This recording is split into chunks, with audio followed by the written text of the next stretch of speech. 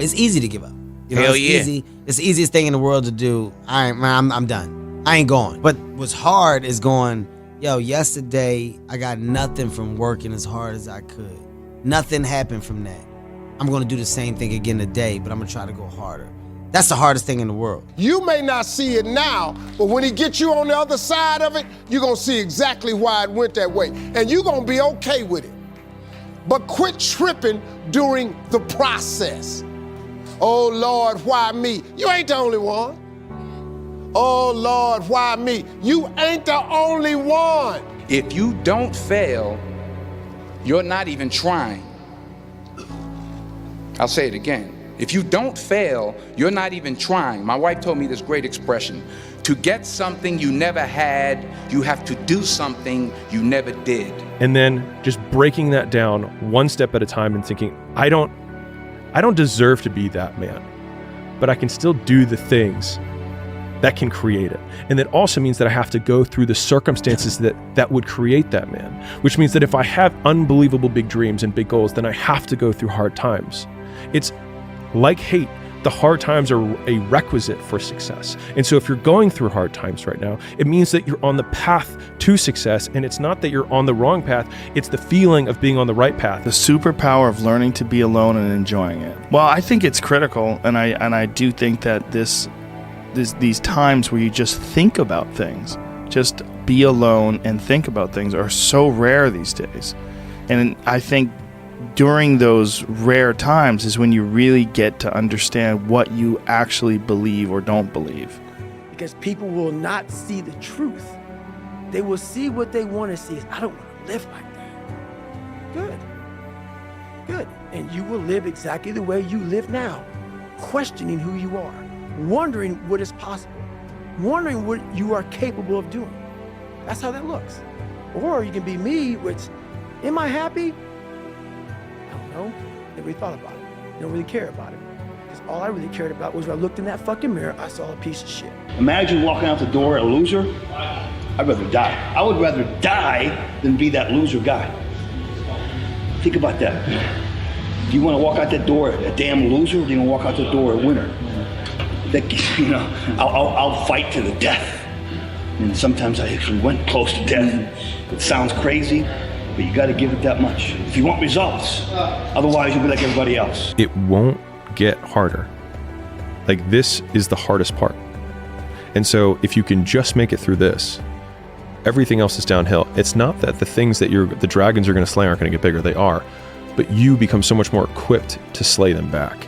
And you have so many more allies. You have people in the stands cheering for you. You have the audience. You have all of these other things that are behind you. But in the beginning, it's just you with a stick against a bear.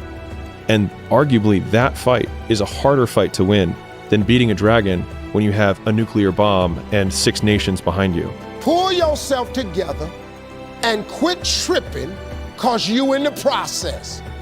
God is processing you. He ain't through with you. If he was through with you, you would not wake up in the morning. He gonna fix it. No matter how much emotion and feeling you may have or how much hurt you may have, life has to go on. Life doesn't stop for anybody. So if you don't process that and understand that, you're stuck in whatever time period you got hurt forever. Now, if you know what you're worth, then go out and get what you're worth. But you gotta be willing to take the hits and not pointing fingers saying you ain't where you want to be because of him or her or anybody. Cowards do that, and that ain't you. You're better than that. Expand yourself. Take yourself out your comfort zone. Do not live in your bubble. Put some more air in your bubble. If you stay in your comfort zone, that's where you will fail. You will fail in your comfort zone. Success is not a comfortable procedure. It is a very uncomfortable thing to attempt. So you got to get comfortable being uncomfortable if you ever want to be successful. Be the guy who embraces the ugly, the miserable. Be the guy who embraces hard work, the grind. Don't be afraid of being hurt. Don't be afraid of sacrificing some blood. You're up 2-0. Are you not happy, or you're only half happy, or? Still to be happy about. You're up 2-0. Job's not finished. Job finished? No, I don't think so. I'm telling you it's worth it. Oh, yeah. I'm telling you it is worth it. Yeah. And you know what? You actually know it's worth it. That's why you're asking this question. You know it's worth it. You know it's worth it to have discipline, but you think there's an easier way. Yeah. You think that it's something that people have. You think that when Jocko's alarm clock goes off, it's like, oh, just like my father taught me. I rise and I shine. You know, like, no. Well, it's that time of year again. We start to feel real happy. Why? Because we're not going to work. If you believe in Santa Claus and you celebrate Christmas, you're looking forward to Santa Claus coming down the chimney giving you some presents. It's a real good time of year. So in that good time of year, we start to feel real good about ourselves. So I start to feel great. So we start making promises to ourselves about, hey, I'm gonna lose some weight. I'm gonna do better in school. I'm gonna be better here, be better there. But guess what happens?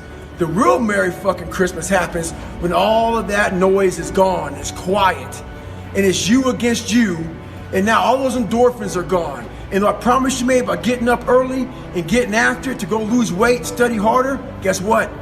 It's a lot fucking harder now. That repetition becomes a lot harder now. So a lot of us can't do things on our own. So find somebody in your life. So when you throw that towel in, they throw that motherfucker back at you and say you're not fucking done yet. I still got dirt on me. But show me something that has grown into something beautiful that didn't have no dirt on it. You take a seed and throw it on the concrete. Don't put no dirt on it and watch what happens. See, you get tripped out because you got dirt on you. But you need dirt on you to develop. Because dirt ain't just dirt. Dirt is fertilizer. Dirt is nutrients. Dirt gives you the strength for your seed to push through. See, you gotta have dirt on you to push through something. Everything you see that's beautiful starts out as a seed, but that seed got to get dirt on it. See, you get mad when haters come your way. You get mad because you get a setback. You get mad because you get thrown off course. You get mad because you get a detour. That's just dirt. You get mad because they talking about you. That's dirt. You get mad because you lost your mama.